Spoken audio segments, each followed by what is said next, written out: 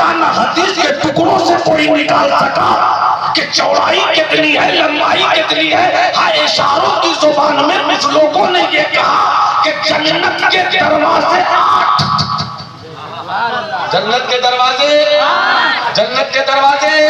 पीछे वाली बिरादरी अगर रामगढ़ ही की है तो वो भी जरा सा रामगढ़ में रह के रसूल नगर की बोली बोल दे। दरवाजा जन्नत के दरवाजे, जन्नत के दरवाजे 8। एक दरवाजे की चौड़ाई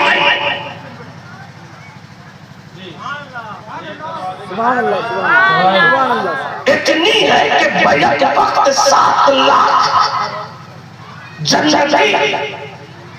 जन्नत में दाखिल हो जाए।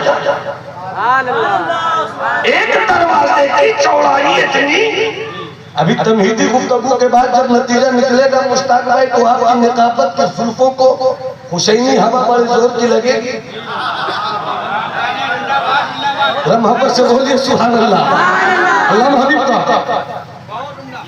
एक दरवाजे की चौड़ाई कितनी है कि बैक वक्त एक ही वक्त में 7 लाख जन्नती उस दरवाजे से जन्नत में दाखिल होंगे। और दरवाजा 8, 7 56। देखता हूँ जमजम भाई सोचते किस रंग में है। 7 56 यानी बैक वक्त में जन्नत में दाखिल होने वालों की तादाद 56 लाख। अरे यजीद, तेरी पूरी सल्तनत में उतनी फौज नहीं है। तेरी सल्तनत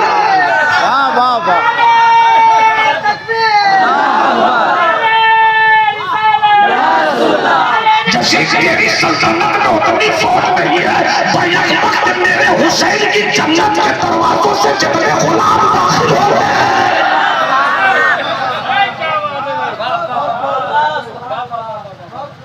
बोल दो या हुसैन, और मोहब्बत से बोल दो या हुसैन, और पूरी जिंदगी से बोल दो या हुसैन। 7 8 56। ये तो चौड़ाई हो गई, ऊंचाई सब बोलोगे तो बोलूंगा, ये सब बोलोगे तब बोलूंगा। ऊंचाई कितनी? एक रिवायत ये है कि जमीन से आसमान तक, जमीन से एक दरवाजे की तवज्जो चाहूं, बस समझते रहिए और सुनते रहिए और झूमते रहिए। एक दरवाजे की लंबाई चौड़ाई वैसे मामू जमीन से आसमान आता। अब देख लो कभी फुर्सत मिले जमीन पे खड़े होकर आसमान को। इसी आसमान के नीचे सूरज भी है, इसी चांद आसमान के नीचे चांद भी है, इसी आसमान के नीचे सितारों की अंजुमन भी है, इसी आसमान के नीचे हवा भी है, इसी आसमान के नीचे फजा भी है, इसी आसमान के नीचे दरिया भी है, इसी आसमान के नीचे समंदर की लहरें भी है, इसी आसमान के नीचे जमीन भी है, इसी आसमान के नीचे पहाड़ों का सिलसिला भी है। इसको थोड़ा और क्लियर करता हूँ, फैलाने का मकसद ये है ताकि आपको मेरे आने वाले मजमून को समझने में बहुत आसानी हो जाए। मोहब्बत से बोल दो या हुसैन। इसी जमीन और आसमान के पीछे बीच में सूरज चांद सब कुछ सब कुछ और ये जो तारों की अंजुमन है ना, जो तारों में सबसे छोटा तारा है वो एक छोटा तारा भी जमीन से ज्यादा बड़ा। कब बोलोगे जो छोटा तारा वो तारा भी जमीन से बड़ा, जमीन उससे छोटी, और उसी छोटी जमीन में हिंदुस्तान भी है, उसी छोटी जमीन में पाकिस्तान भी है, उसी छोटी जमीन में बांग्लादेश भी है, उसी छोटी जमीन में अफ्रीका भी है, उसी छोटी जमीन में चाइना भी है, उसी छोटी जमीन में जर्मन भी है, उसी छोटी जमीन में ब्रिटानिया भी है, उसी छोटी जमीन में अमेरिका भी है।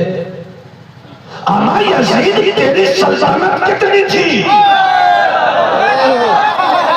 यजीद तेरी सल्तनत कितनी थी मुझको मालूम है, कूफा तेरा था, मुझको मालूम है दिमश्क तेरा था, मुझको मालूम है बसरा तेरा था, मुझको मालूम है कि करबला पर तेरा कब्जा था, मुझको मालूम है ज़ाहिरी तौर पर मक्के पे तेरी हुकूमत थी, मुझको मालूम है कि ज़ाहिरी तौर पर मदीने पे तेरा कब्जा था, मगर ये भी मुझको मालूम है बैतुल मुक़द्दस तेरा नहीं था, ये भी मुझको मालूम है हिंदुस्तान तेरा नहीं था, ये भी मुझको मालूम है पाकिस्तान तेरा नहीं था, ये भी मुझको मालूम है जर्मन और जापान तेरा नहीं था।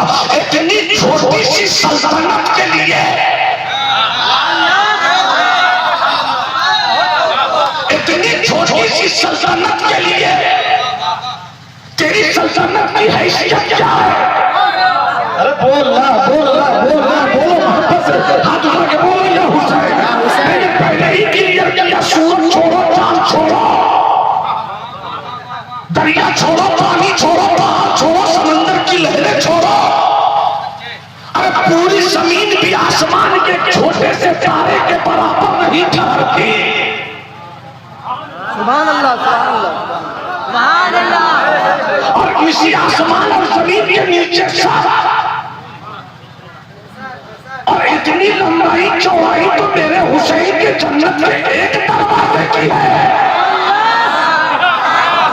पता नहीं मैं कहाँ बोल रहा हूँ, पता नहीं मैं कहाँ बोल रहा हूँ, मुझको लगे कि बोल रहे हैं आप, वापस से बोलो या हुसैन, या हुसैन, या हुसैन। हमारे जन्नत की चौड़ाई को कोई क्या नाप सके जब पूरी कायनात की उस जन्नत के दरवाजे में समेट दी गई।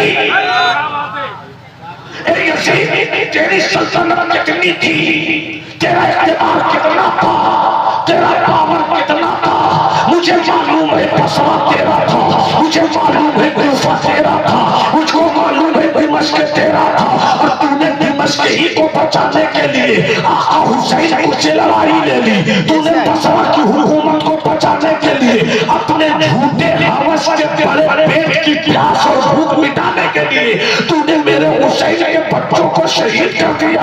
तेरे एहसास की गैरत कहाँ मर चुकी थी? कुछ भी तो सोचा होता कि ये उसी मुस्तफा का शहजादा है जो मुस्तफा के कांधों पर खेले तो ऐसा लगे आसमान झूम रहा हो,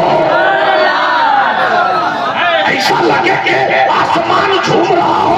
और मेरे तसव्वुर और हकीकत की इस गलियों का अल्लामा अबू हुरैरा और तमामी उलमाए अहले सुन्नत का थोड़ी देर तक इल्म और तहकीक को अलग रखो और इसके परिंदे को तबाह करने की इजाजत दे दो कि जब मेरे मुस्तफा के कांधे पर मेरा हुसैन मुस्कुराता होगा, जब बैठता होगा तो आसमान झूमता होगा, और जब मुस्कुराता होगा तो सितारों की अंजुमन निसार होती होगी।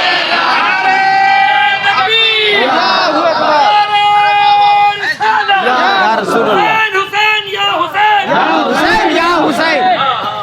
अल्लाह, बहुत खूब माशाअल्लाह, सुभान अल्लाह। जरा बोल दो या हुसैन। अरे हम भी नवादा ही से आए हैं भाई, कोई दूसरी मखलूक से मेरा रिश्ता नहीं है, हम भी इंसान हैं। जरा देख कर बोलो ना सुभान अल्लाह, सुभान अल्लाह। जन्नत। जन्नत। अब यजीद तू कितना बेवकूफ था, तुझे ये फिक्र लाई थी कि सल्तनत मेरे बेटे को मिले। मेरे आका हुसैन की फिक्र ये थी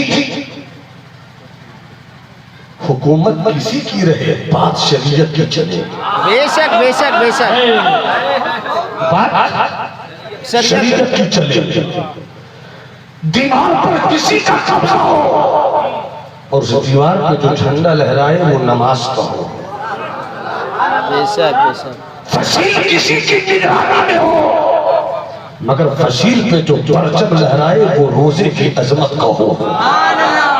मेरे हुसैन का मिशन तो यही था मुश्ताक भाई।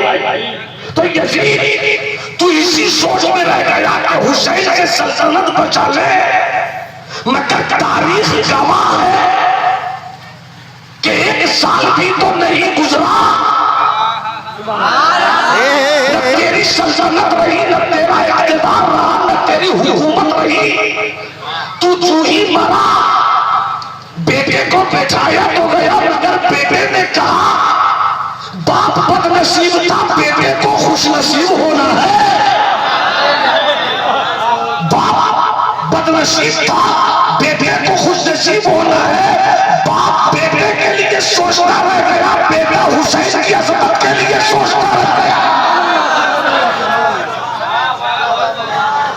कितना बदबख्त था वो बाप, कैसा सकील कल्ब था वो यजीद, जिसने ये सोचा कि सल्तनत मेरे खानदान में रहे। मगर बेटा यजीद का जब तख्त पे बैठा, न जाने हजरत अमीर मुआविया के इस पोते को,